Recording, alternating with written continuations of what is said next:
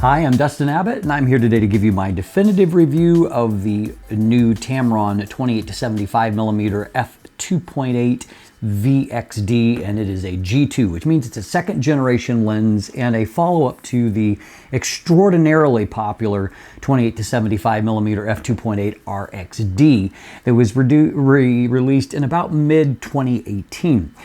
That lens, which I reviewed back at that point, and I subsequently acquired a copy that I have used for the last 3 years, and it has served me extremely well. That lens went on to become extraordinarily popular, as mentioned. In fact, for well over a year, it was the best-selling lens in the world after its release. And obviously, if it sold that many copies, there are a number of you in the audience that picked up one of these and have used it along the way. It was a winning formula. It was smaller and more compact than what we're accustomed to seeing for a standard zoom, and it was a lot cheaper while also being high performing.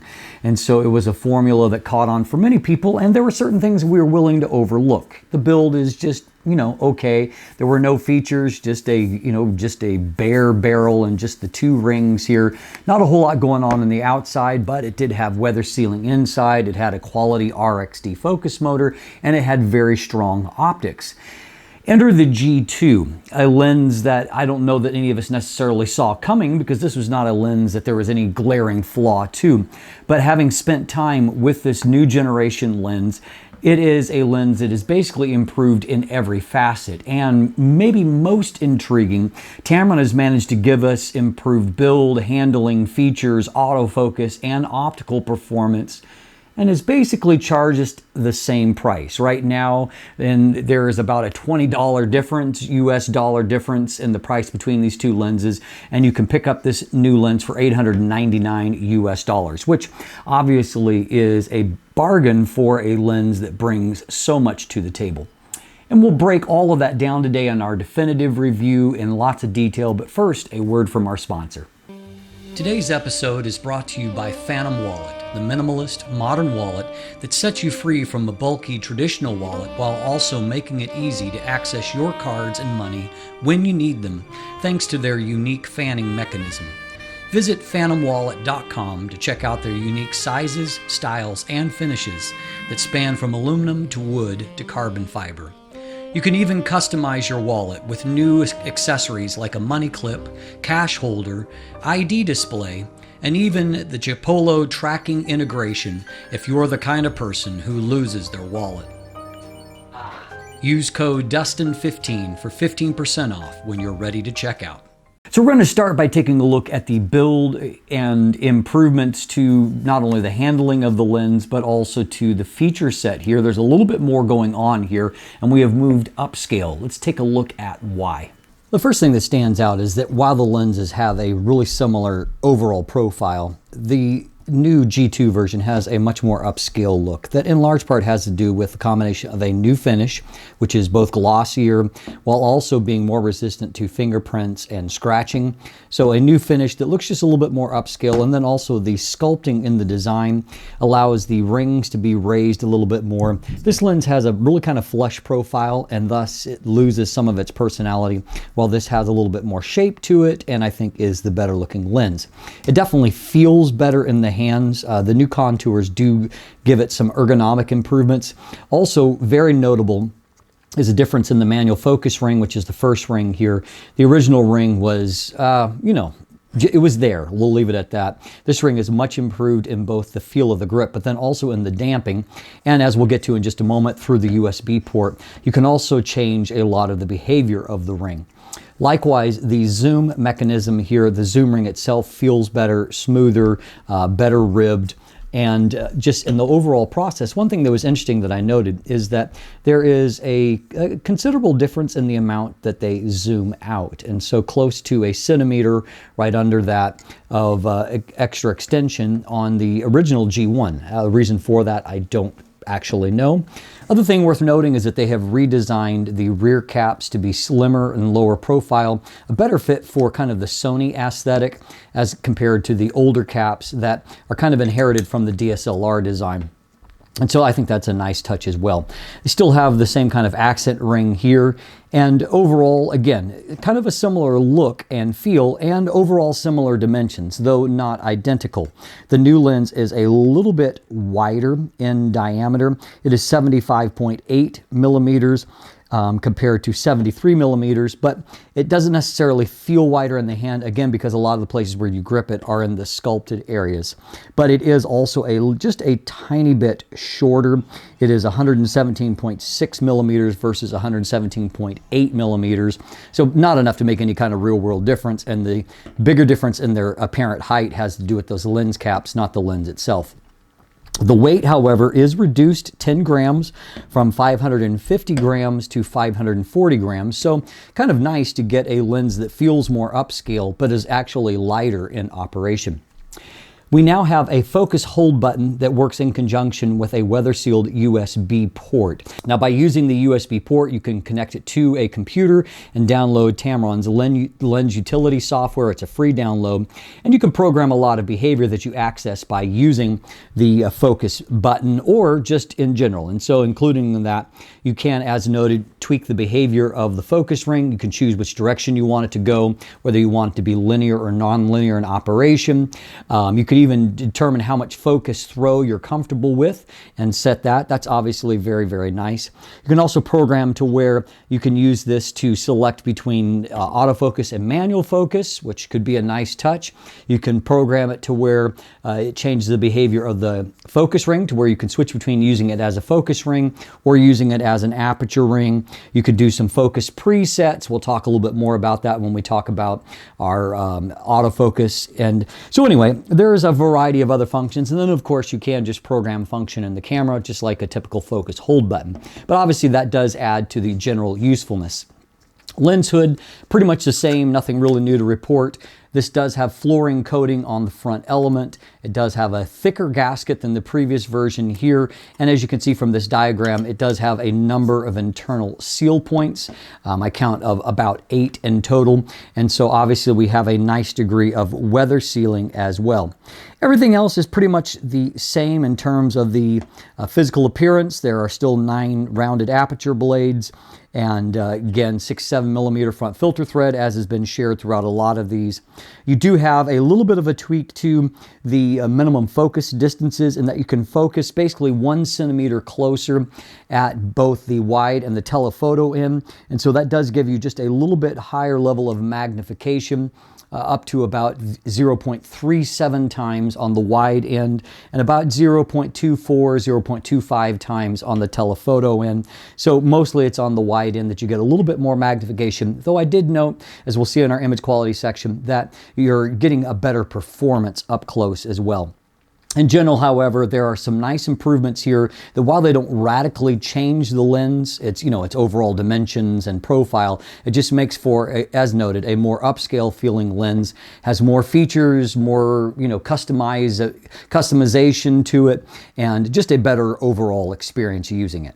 So obviously a lot of improvements there, and this is a lens that just feels better in the hand and in real world use. I just noticed in a lot of little subtle ways, manually focusing for my, to do my, chart testing, which I use manual focus for that. Just the general feel of the lens in the hand. It feels like more of a premium upscale lens. And so it helps to, in some ways, deliver on the promise that the optics have had in this lens along the way. There's also improvements to where we have gone from the RXD focus motor to the VXD focus motor. Let's detail what that means. Tamron has elected to equip the 28-75 G2 with their VXD focus motor. Now, VXD stands for Voice Coil Extreme Torque Drive, and so it refers to their highest end focus system, which is a high-powered linear motor, in many ways akin to what you see in higher-end Sony lenses like the G Master series. Now, I didn't really have a lot of complaints with the RXD focus motor that was found in the previous generation lens. There was a little bit of a hubbub when it was initially released, one of those kind of internet things when a new product comes out that is a big deal that you have to work really hard to recreate, and I was actually never able to recreate it. Nonetheless, Tamron did release a firmware update that obviously solved the problem, because I've been using the lens for about 3.5 years for all kinds of things, very often for my channel, for stills. I've never had a problem with it.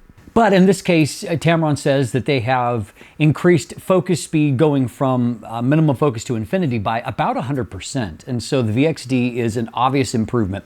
So it's been a great focus system for video, for example. I'm filming on it right now. And so I've already used it for several segments. It does a great job of tracking my face, produces nice looking footage.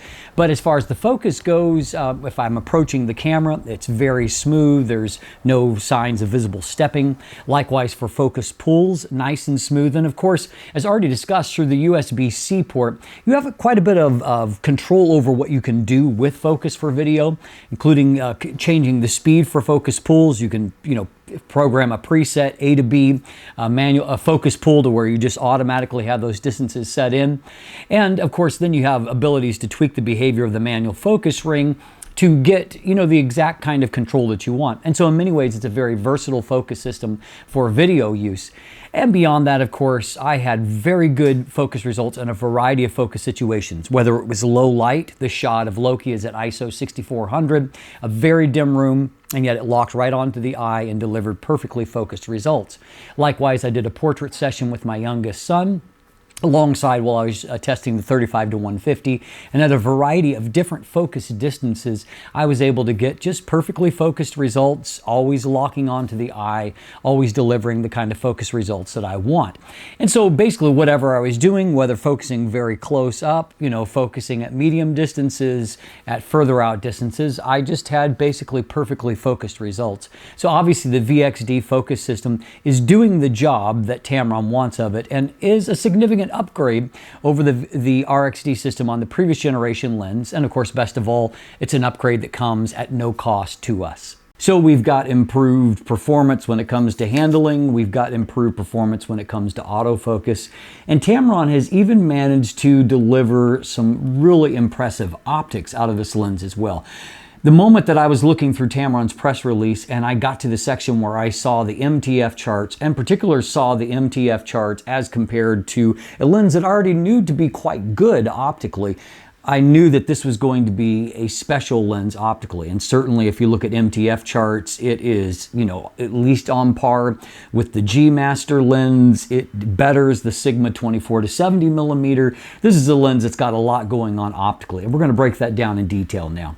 So first of all, let's take a look at vignette and distortion at 28mm. And so you can see that there is a mild amount of pincushion distortion, nothing extreme here, and again, about a moderate amount of vignette. This is a manual correction. There is a standard correction profile already available, but this is a manual correction, and so you can see that it's a linear correction. And I used a +6 to correct for the barrel distortion and a +55 to correct for the vignette. So we can see towards the middle of the zoom range, we've inverted to some pincushion distortion, about a -9 to correct for that, and a little bit less in terms of the vignette here. Actually, I have a -8 for distortion correction, and the vignette is a +41. Moving on to the end of the range, we have a similar amount of distortion, as you can see here, same pincushion to kind of distortion, and a little bit more vignette, again, a nice linear correction, and so I can resolve that with a -8 once again, and then vignette at +37. So overall, nothing too extreme here, nothing hard to correct for. Now, in most situations, I saw minimal chromatic aberrations. This was actually the most egregious that I could produce here. You can see a little tiny bit of green fringing here along some of these shiny metal bits, but obviously that's not bad at all, and that's the worst that I could come up with. Many other situations like this, for example, you can see that even in the high contrast areas here where there is edging here, bright lights, you can see that it holds up really well, and of course the detail there is just fabulous in the plane of focus. Colors are very rich. Now, for the most part, I didn't really see any lateral chromatic aberrations, but this image was an exception. There's some bare branches that were catching some bright sun, and you can see a bit of a purple fringing along some of these branches here. It's not necessarily everywhere, but certainly that one situation really kind of highlighted it for me. So as noted earlier, we have a little bit better increased magnification, with the higher being at 28, and you can see it's significantly higher compared to the 75mm range, though you get a little bit flatter plane of focus at the 75mm range. In both cases, however, what you do get is nice contrast up close, and I actually slightly favor the contrast at the 75mm range, which, you know, to me is beneficial because it's the easiest to get. You don't have to get as close to get that kind of magnification, so it's a little easier to pull off. So just for some perspective, here's what the original lens looked like, and so you can see there's a little bit higher level of magnification, but also if you zoom in here, you can see that the contrast is improved and textures are definitely better looking on the new lens at 28mm. The same is true at 75mm, where you can see there's just quite a bit more contrast and thus, you know, just a little bit more detail that pops off the screen when you're looking at this at 75mm. So an improvement across the board. So as we saw from those MTFs, we should expect a very consistent result across the frame. So here we are, 28mm f2.8. This is 200% magnification on a 50 megapixel alpha 1. And so you can see center of the frame is basically perfect. Great contrast, great detail. Moving towards the mid frame, you know, a tiny bit of drop off, but still very high contrast, very good detail. And right down into the corner of the frame, it looks excellent, right down into the corners. So to see how that compares to the original, let's take a look in the center of the frame. You can just see that the contrast is improved. And one thing that I noted is that in terms of just the general color rendition, it all looks a little bit better. The textures are a little crisper and cleaner looking, with just a slight more of a color tint on the original lens. In the mid frame, you can see a minor amount of improvement, though there's not a radical difference here. Moving down into the corner, however, let's see if we can get it there, you can see a more significant improvement to where the optical formula really is optimized to extend right into the corners. So this translates into excellent real-world results, even at f2.8. So if we zoom in here, you can see there's lots and lots of texture information, and you can see that it holds up right as you move off towards the edge of the frame. So a very strong performance.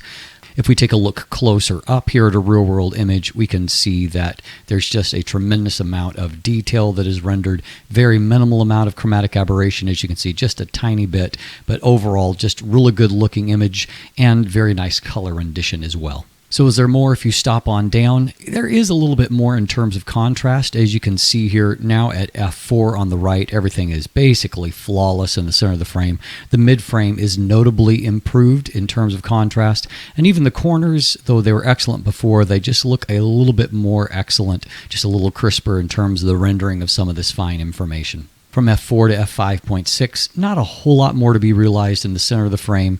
The mid frame again looks maybe a hair better, but very little difference. And even in the corners, you've realized most of the potential here by f4. So you can shoot f4, f5.6 for probably peak landscape performance. Now, minimum aperture is f22, but on today's high-resolution bodies, I basically recommend avoiding this at all cost. You can see how much diffraction is robbing the just sharpness away from the image, leaving all the textures looking like there's a little bit of a Vaseline smear on them. So I would avoid moving beyond f11 if at all possible. If we move on to 35mm, we find that in the center of the frame, wide open on the left, f4 on the right. Again, it's a fabulous result wide open, with f4 being a hair better. Moving off here into the mid frame, again, very similar, very consistent performance, very strong here. f4, a little bit more contrast and texture resolving, and moving down into the corners, you can see there's a mild improvement. I don't think the corners are quite as good as what they were at 28mm, but not far behind. You stop on down to f5.6 and you do get a little bit more performance there in the corner. Moving on to 50mm, we see in the center of the frame that once again, results continue to be just fantastic. I mean, very, very crisp and sharp. f4, maybe not as much improvement at f4, still very strong. Same is true in the mid frame. Moving down into the corners. Corners, again, not 100% as crisp as what we've seen before, but good and a little bit better as you stop on down. By f5.6 here on the right, we've got a little bit more improvement, but again, not to the level we saw at 28mm. So finally, at the end of the zoom range, 75 millimeters, things look really fantastic. Once again, it's very clear that Tamron really worked to make sure that 75 millimeters was as good as it could be. And you can see that it's great at f2.8, a little better at f4. Mid-frame result, looks excellent, and just a tiny bit better at f4, not a whole lot. But corners, again, look really good down to, right off to the very, very edge. You can stop on down to f5.6 to kind of get your peak performance into the corner. Though again, I don't think the corners are that kind of the high point for me, and the corners, at least in this copy, are at 28 millimeters. So checking back into the original lens for a little bit of perspective, you can just see that contrast is just cleaner. And again, the colors are more accurate. And we'll get back to that in just a moment. But you can tell there's more resolution there in the center of the frame. Here in the mid frame, a very clear advantage at 75 millimeters, and down into the corners as well. You can just see contrast is better, and the textures are crisper and better resolved, a little less muddy here right into the corner.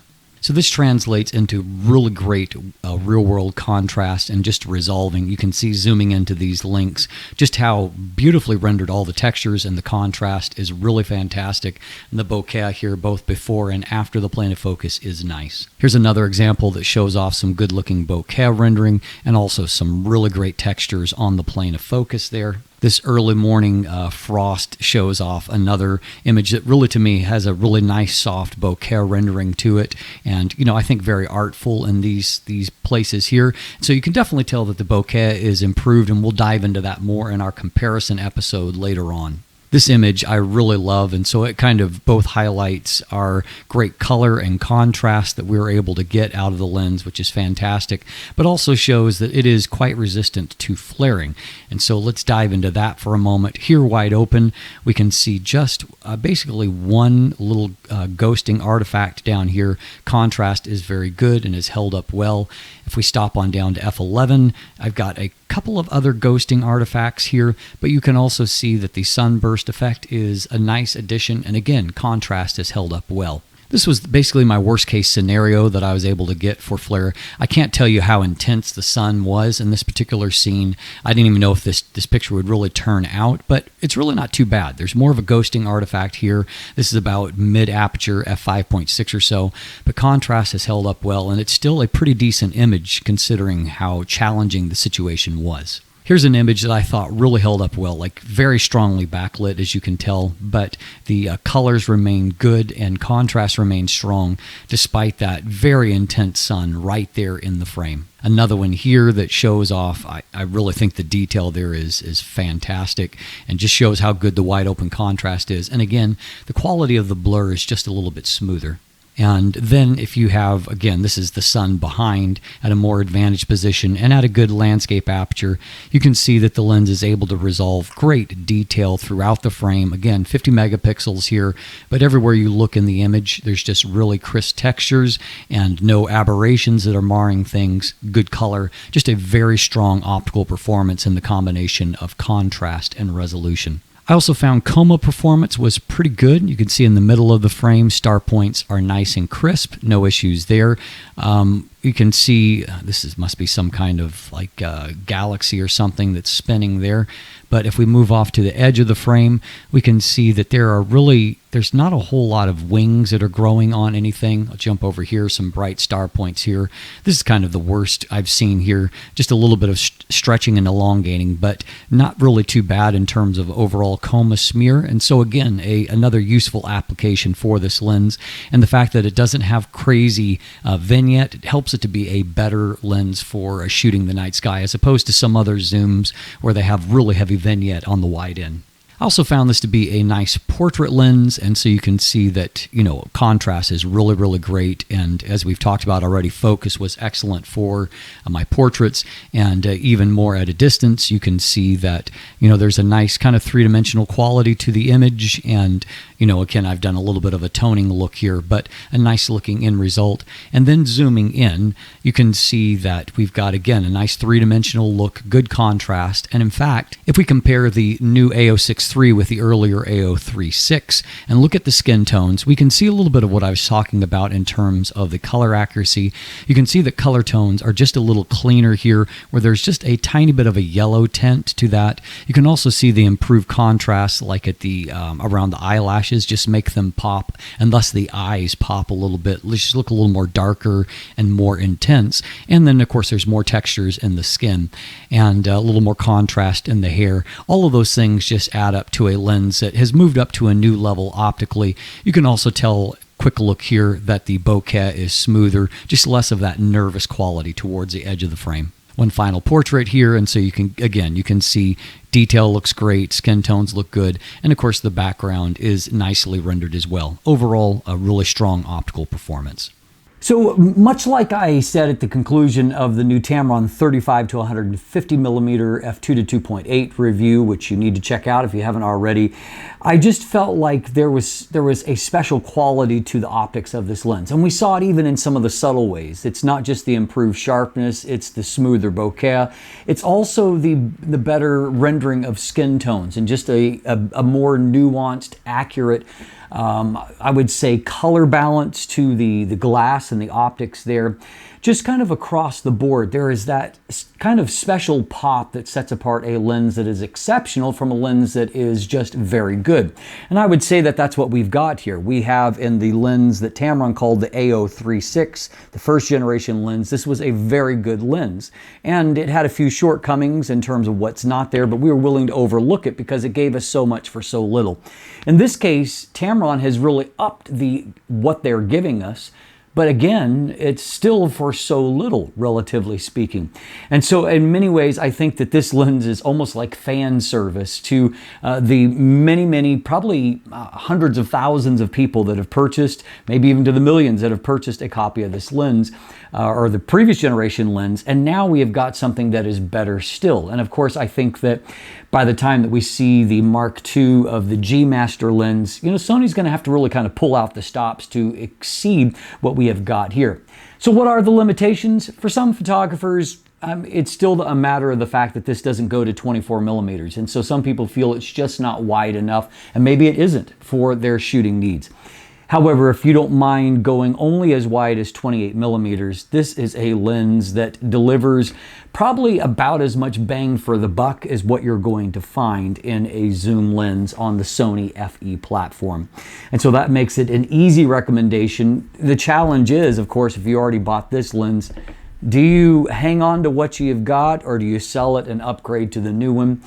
It's not an easy conundrum for certain, but I do think that this lens is good enough that it makes it a hard decision to hang on to that existing lens that you've already got.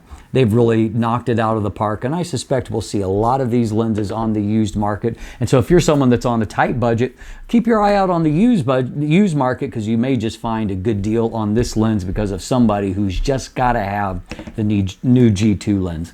I'm Dustin Abbott, and if you look in the description down below, you can find linkage to my full detailed text review, also linkage to an image gallery. Go check out more photos there, or maybe look at them for longer than a split second. Also, there are buying links if you'd like to purchase one for yourself, linkage to follow myself or Craig on social media, to purchase some of my merchandise, sign up for my newsletter, become a patron, and of course, if you haven't already, please click that subscribe button right here on YouTube. Thanks for watching, have a great day, and let the light in.